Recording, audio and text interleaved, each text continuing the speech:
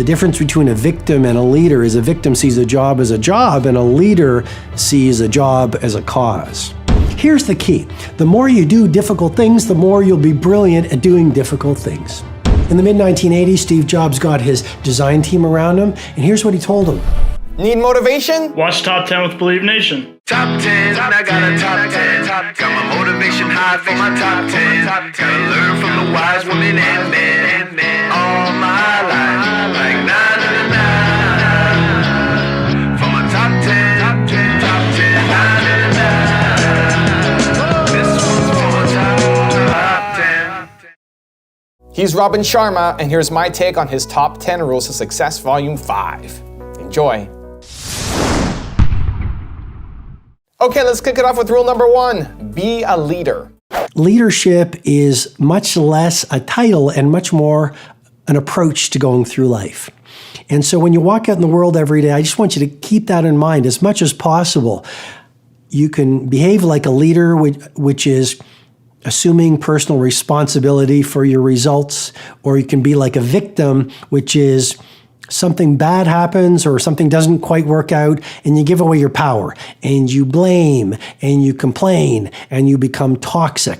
And right now the world has far too many victims, people who are, rather than looking in the mirror saying, I have the power to change and I might not like where I'm at in my work right now or in my life or in my health or in my love or in my spirituality, but I have the power to change. Well, victims say, I might not be where I'm at in the world, but it's because of the world. It's because of my childhood. It's because of my husband, my wife, my boss, my team, my country, my economy. And so my loving encouragement to you is ask yourself right now, am I behaving like a victim? Maybe it's in your health life. Maybe it's with your finances, and a victim would be saying, I can't do this. That's what victims do. I can't do this. Or victims, they point fingers. Well, it's the economy where I live right now. Or it's the industry. It's going through a lot of commoditization and a lot of disruption. And if I was in a different industry, I'd be successful. Ultimately, we all know this. We create a reality.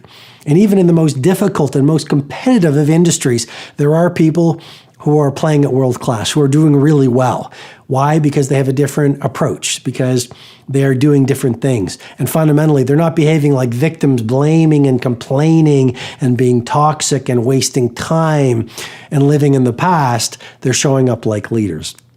So be a leader in all that you do today. Rule number 2, define your values.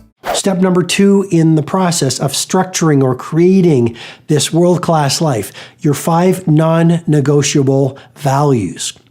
Really important to look at your values. What are values? Values are what you're going to value as you go through your days, as you go through your weeks, as you go through your life. Values could be, what are mine? I value beauty. So I want to be around beauty as much as possible. I love art galleries. I love nature. I love sunset. I love looking at the stars. I love beautiful food, simply prepared with people who I love. I love beautiful conversations. I love beautiful books because a home with a large library is a wonderful home to be in.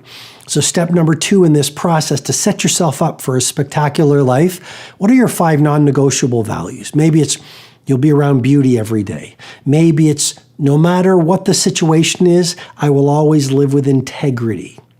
Maybe one of your non-negotiable values will be, I will exercise even when I don't feel like it. Maybe one of your non-negotiable values will be family first. I don't know. These are just some things that I want you to think about. Rule number 3, put out legendary work.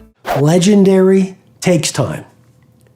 And you can find yourself a gargantuan competitive advantage where you say, I'm going to think long term. I'm going to play the long game. I understand that genius and world class and legendary is not a sprint, it's a marathon. And when you do that, you start to raise your level of awareness. And you see your job as a craft, not just a job. And you start to say, I'm not going to put anything out into the world that is less than Steve Jobs' level. You know, Steve Jobs really wasn't an entrepreneur. He really didn't care much about the money. Steve Jobs really was an artist. And you've probably heard me share this before, but there's the great story about when in the mid-1980s, Steve Jobs said, we're going to launch the first Apple Macintosh. And he said, you know, I want this computer to be revolutionary. And when I interviewed Steve Wozniak, the co-founder and Steve Jobs' partner at a Titan Summit in Zurich a little while ago, I heard this firsthand, that Steve Wozniak wanted to create computers that were just industry, that would shake up the status quo. That was his obsession. He wanted to do things no other coder could do. And he told me Steve Jobs was an artist. And so in the mid-1980s, Steve Jobs got his design team around him. And here's what he told them. This is the deliverable, guys. I want this first Apple Macintosh to be so beautiful, it brings tears to people's eyes. But the real deliverable is, I want the inside to be art. And the design team said, well, Steve, no one's going to look inside the computer. No one's going to open it up. Why don't we just focus on a world-class user experience on the outside and beautiful architecture and design? And he said, no, this is what I want. And so when his design team went to work and the engineering team went to work, they literally said, we've got to deliver on Steve's obsession. And when Steve Jobs first saw that Apple Macintosh, when it was produced, he started to cry. Because he saw the beauty of execution around his vision. And then when he saw the inside, he was moved deeply. Because Steve Jobs wasn't an entrepreneur, he was much more an artist.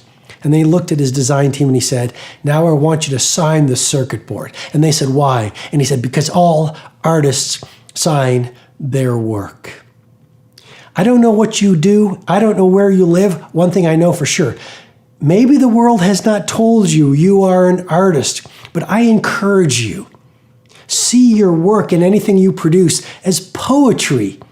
And your good name is on what you're releasing to the world. And rather than putting out a lot of poetry and a lot of work, why not put out less work, but work that is legendary? Rule number 4, have a higher mission.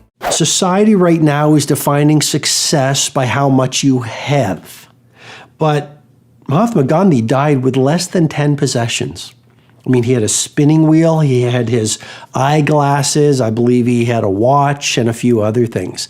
Mother Teresa, I was actually in her mission in Kolkata, in India.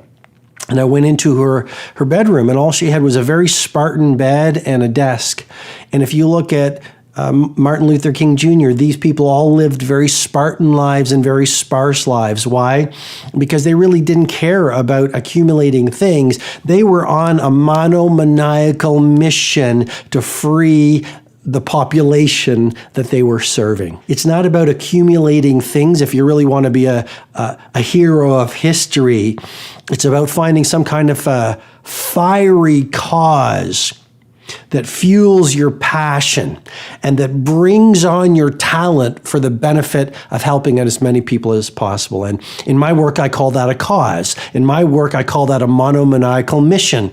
And, you know, you don't have to be a Nelson Mandela or a Mother Teresa to live like this. You can be a school teacher who says, you know what, here's the higher mission I want to dedicate the rest of my career to, and it's educating young people to believe in themselves and to capitalize on their skills so they do great things in their lives and they're of benefit to the world. You could be a baker and understand that, you know what, your cause could be every single person who comes in this bakery, I will leave them better than I found them, because every day is an opportunity to lift another human being and to radiate optimism and to model possibility. You could be a taxi driver. You could be a firefighter. I don't know what you do, but the difference between a victim and a leader is a victim sees a job as a job and a leader sees a job as a cause.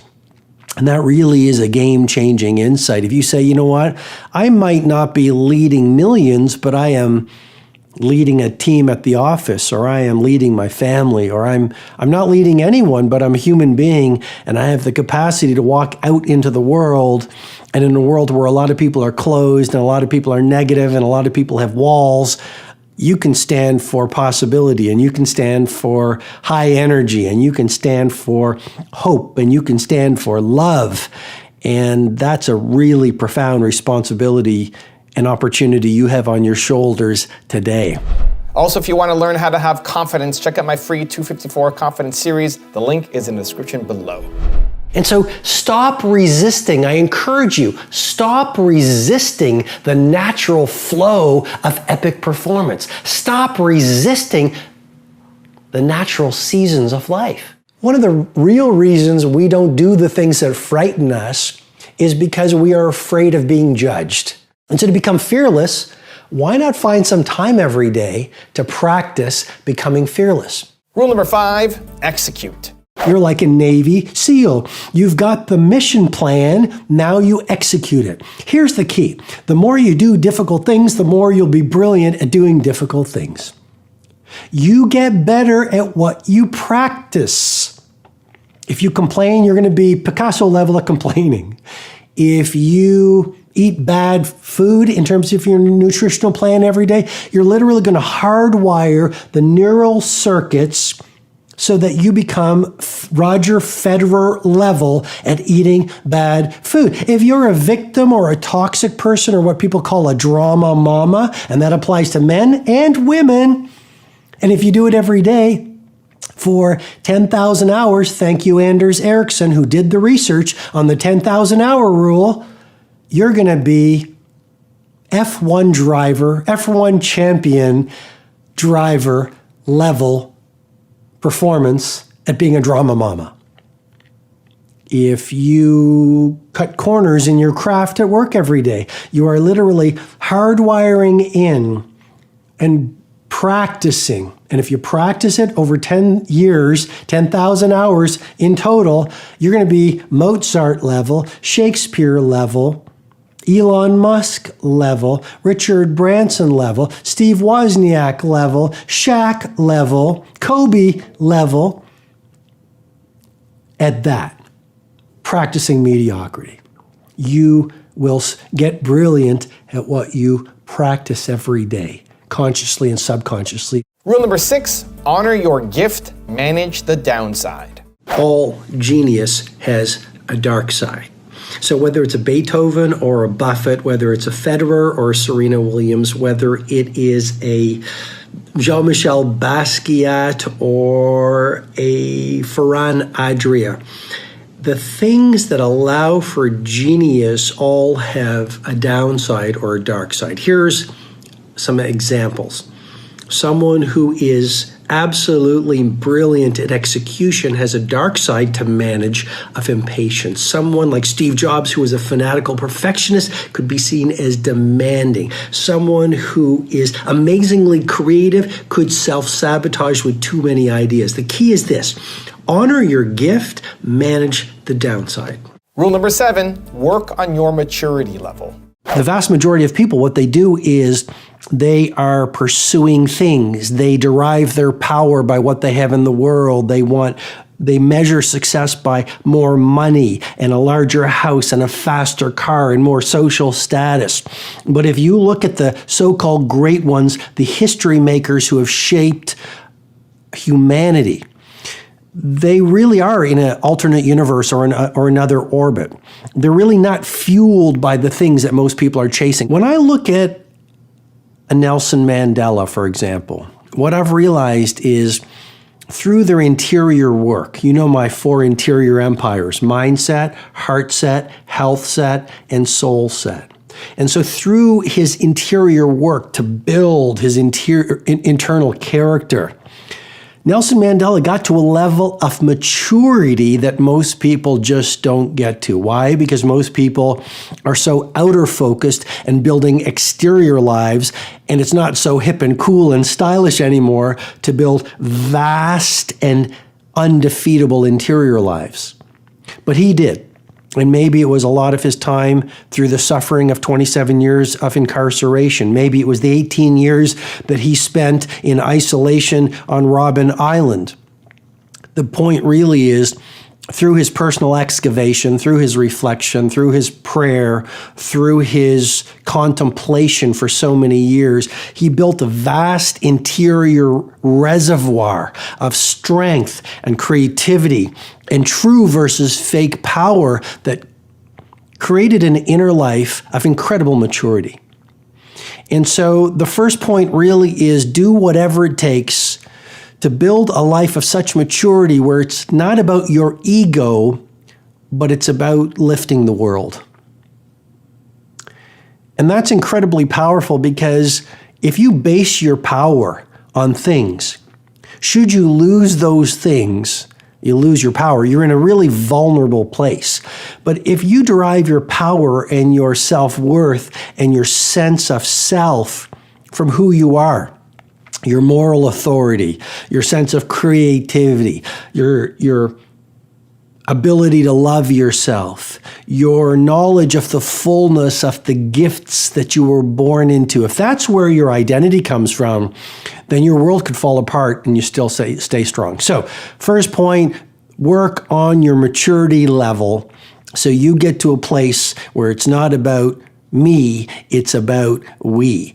Work on your maturity so you're not deriving your strength in the world from external things, but you're getting it from your internal character or your internal life. Rule number 8, don't blame others. You have a responsibility to manage yourself. You know, sometimes people say, well, my boss is grumpy and cranky and doesn't really appreciate me. One of the key ideas is people don't leave companies, they leave the people they worked with. You've heard that before. That's not my idea. That's out there. But the point on lead thyself is you're responsible for managing your mindset, your heart set, your health set, your soul set. Every time you blame your boss or your husband or your wife, your past or your children, the economy or your nationality, you're giving away your power to be the change you want to see, to use the words of Mahatma Gandhi. Rule number 9, architect a world-class life. In a world with a lot of people, where a lot of business people, a lot of leaders, a lot of your friends, what needs to happen next year for this to be the best year of your professional life, your personal life, your financial life, your physical life, your spiritual life, your love life? I don't know. Most people spend a lot more time on their summer vacations, a lot more time flipping through the social media versus architecting a world-class life. You want to be one of those rare few, you know my brain tattoo, to have the results only 5% of the population have. You've got to be willing to do what 95% of the population are unwilling to do. And one of those things, don't be superficial. Don't live a superficial life. Don't have a superficial game plan. Fireproof yourself against superficiality and really understand this concept I've been teaching called granularity. When I work with the NBA athletes who come into my rooms at my events, when I work with the titans, the billionaires, the celebrity CEOs you read about, these people are anything but superficial. They are granular. And you can call them obsessed. You can call them obsessive. You can call them weird, freaks, kooks, misfits. So what? Call them what you want. That's just a label. I'm reporting on reality. These are people who will say, let me show you my battle plan for the next 80 days and the next 5 years. And rule number 10, the last one before a very special bonus clip, is live under the 10 life laws. Come up with 10 laws you are going to spend or you're going to live the remainder of your life under. That could be one of the things I teach in my work, don't die.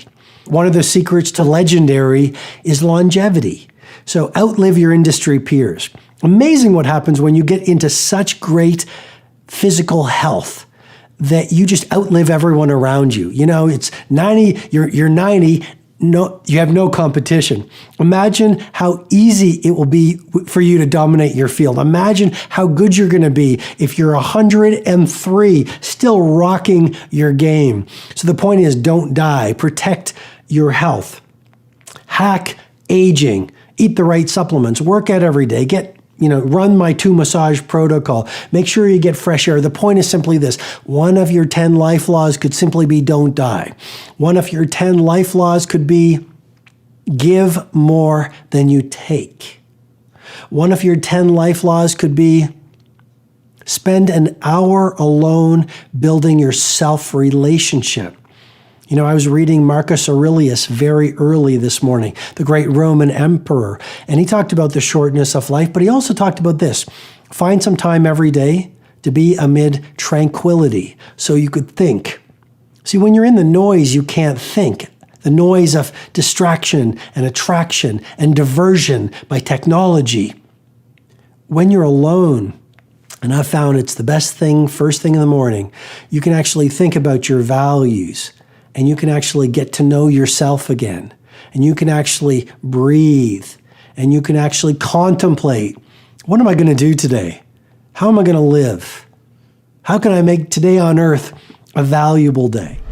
Now I've got a special bonus clip from Robin on how to be humble that I really think you're going to enjoy. But before that, it's time for the 3-point landing questions. Let's go from just watching a video to taking action. Here we go. Question number 1. What is your higher mission? Number 2, how would you define your values? And number 3, what does a world-class life look like to you? The humblest wins. We live in a fascinating world right now. The model sometimes of the great leaders are people who are the loudest in the room. Susan Cain has written a beautiful book, Quiet. In a world of loud people who thump their chests, she's written about the power of being an introvert. I'm part extrovert. I speak to stages. Sometimes there's 10,000 people in the room. And I travel the world doing, these videos. And I have a lot of people who follow me on the social media. But I'm also an introvert. I love nature. I love solitude. And Susan Cain, in this great book I really encourage you to read called Quiet, says you can tell an introvert versus an extrovert because extroverts get energy from being around people. Introverts refill their wells and get energy by being alone. And I only mention this because humility has got a bad rap. And we live in a world where I think the majority, the 95%, are chasing the wrong things and celebrating the wrong values. And wrong isn't the right word, but humility is gold.